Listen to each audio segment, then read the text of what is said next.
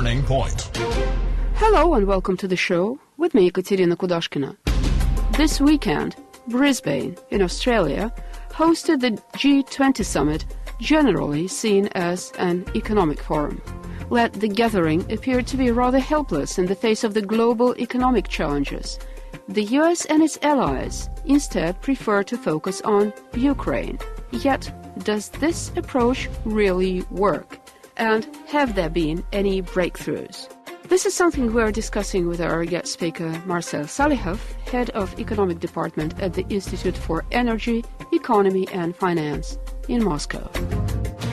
So in general, G20 summit was constructive, but there was no real breakthrough decisions made.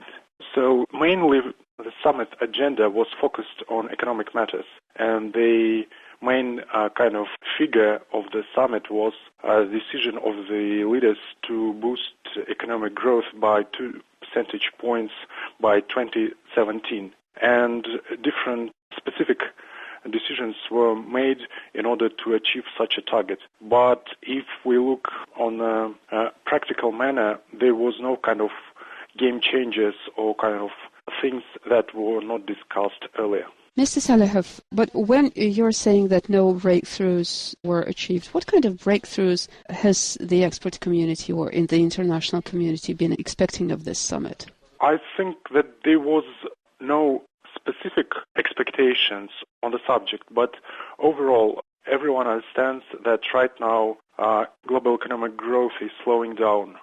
For example, today the economic growth figure for third quarter for Japan were released, and we can confirm that right now Japan is in economic recession. So I think in general there is an expectation that global leaders need more policy decisions to boost and to coordinate the economic policies. So it's a kind of more practical things as it was in the financial crisis of 2008 and 2009. To remind you, the global leaders decided then to boost public spending and to make a fiscal policy kind of a major tool against economic crisis. Well, when we're talking about economic issues, during these days, during the G20 summit, in Ukraine, Mr. Poroshenko announced his decision to introduce economic blockade of Donbass. So, Ukrainian situation was not in overall agenda of the G20 summit, but of course it was a major topic for internal discussions between leaders of different countries and especially with President Putin. The decision of Mr. Poroshenko to introduce an economic blockade of Donbass region, I don't think that it will work because obviously Donbass has a border with Russia, and I think it will do more harm than it will benefit Ukrainian officials, because there is a large part of coal production, and right now Ukraine depends on the coal shipments that are produced in Donbass. So I think it's beneficial for both parties of the conflict not to make too much economic damage to the economies. But Mr. Poroshenko is obviously not an independent decision maker. So what do you think was the calculation behind this kind of move? Probably the main rationale is to introduce more economic harm and to depress the economic potential of Donbass and Lugansk republics. But I don't think that it will, as I've said, it will work, and it's better for both parties to negotiate economic matters. Overall, the economic situation in the European Union is fragile, and the economy is stagnating. And one of the causes is more economic confrontation with Russia. Sir, thank you so much. And just to remind you, our guest speaker was Marcel Salikhov, Head of Economic Department at the Institute for Energy, Economy and Finance in Moscow. This is Burning Point. We're discussing the results of the G20 summit in Brisbane.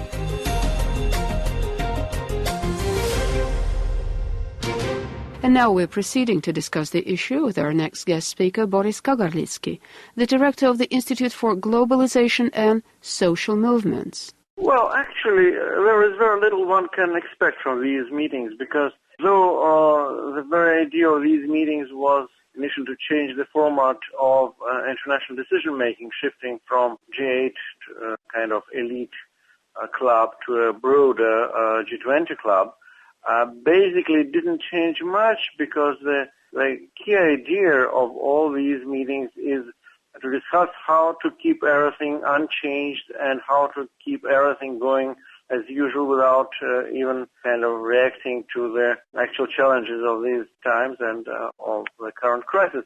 And of course, it's quite understandable because keeping things as they are is getting increasingly difficult. So that kind of work actually needs specific effort, but it's not the place where you can expect anything to happen that can change something serious or substantial in the world. Basically, all the major players kept insisting on repeating and having more of the same, more of the free market policies, more of the neoliberal agenda with all these WTO rules, privatization, government not intervening in the economy, deregulation, supporting private business instead of social issues, and so on and so on.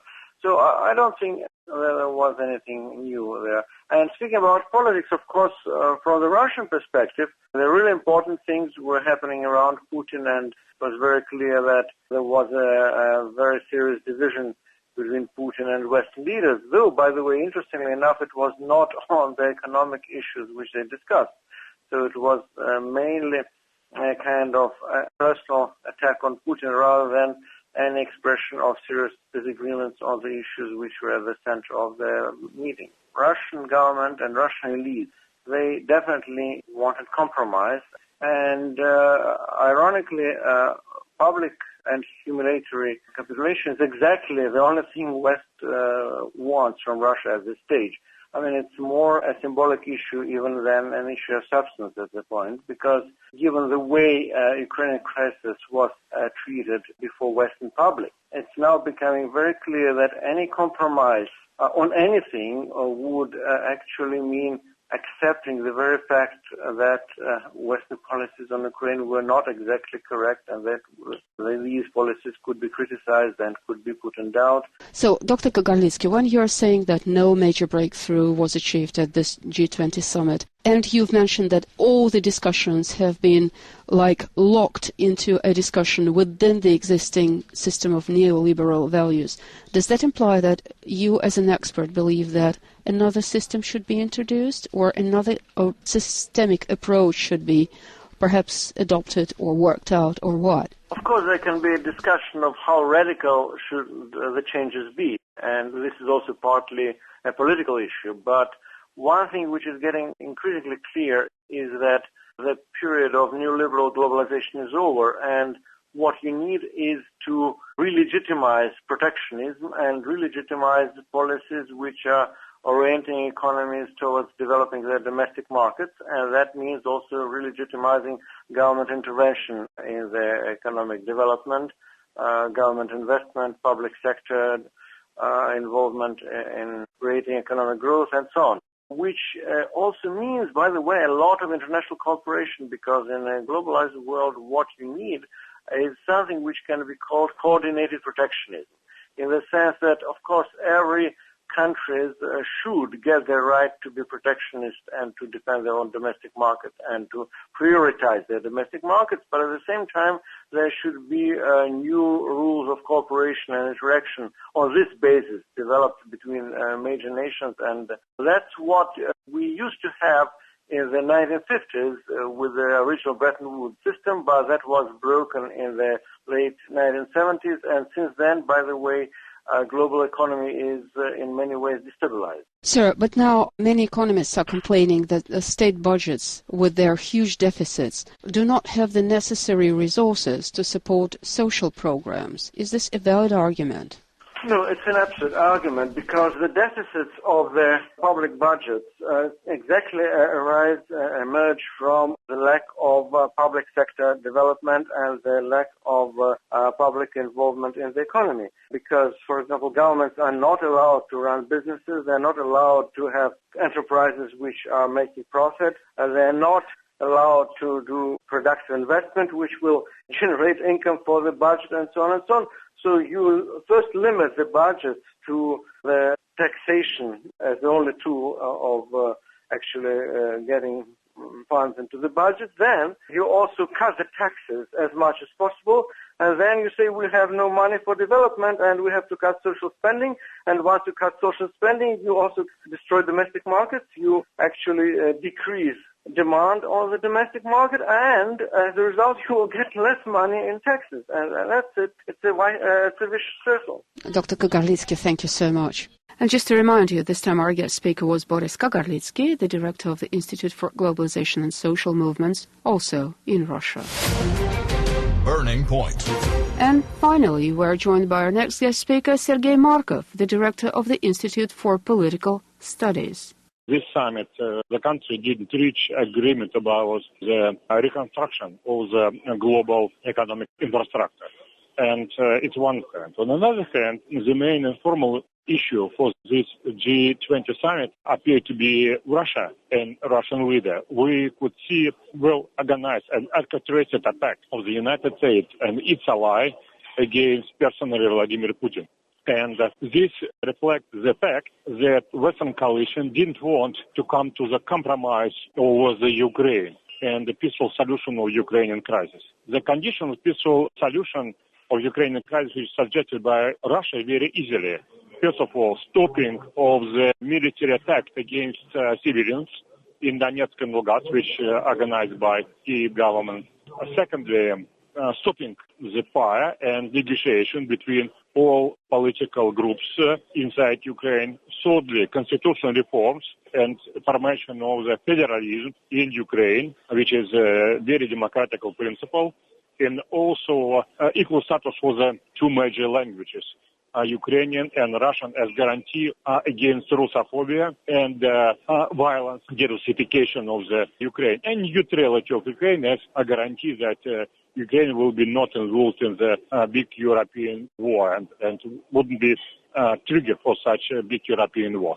And this Russia peaceful solution didn't accepted by Western coalitions, but they, in Brisbane, they show that they have political will for organizing Russian Maidan and overthrowing democratically elected president of Russia, exactly as they organized overthrowing democratically elected president of Ukraine. This has put Vladimir Putin to the very difficult solution, and which he will have to make in some periods. It's clear that Vladimir Putin, after August of this year, suggested some kind of compromise that Novorossiya will control only a small territory of Donetsk and Lugansk region, and Russia would give big real support to such Novorossiya for liberation of another Russian populated regions. But this is Russian suggestion of compromise is not regarded as compromise, and so West want to develop its attack against Russia and ethnic Russians in Ukraine. But now, how does that combine with a rather grim forecast that, for example, Mr. Cameron has voiced the other day, saying that global economy is on the threshold of a major catastrophe? Now, wouldn't another conflict with Russia move the catastrophe even closer? I think that Western leaders want to solve global economic problems by Russia, by Russian resources. They want to divide Russian territory. They want to take control of the Russian nuclear and gas and other natural resources. And this is regarded by them as a way from the crisis. I don't think that will be realistic, but I think that ability of Western leaders to resolve the problems is quite low, and they're mostly insisting on the continuation of present system, which is bare by crisis. Dr. Markov, thank you so much. My pleasure. And just to remind you, this time our guest speaker was Sergei Markov, the director of the Institute for Political Studies. Well, and now we end this edition of Burning Point, brought to you by me, Ekaterina Kudashkina. Thank you so much for staying with us. Goodbye, and take care.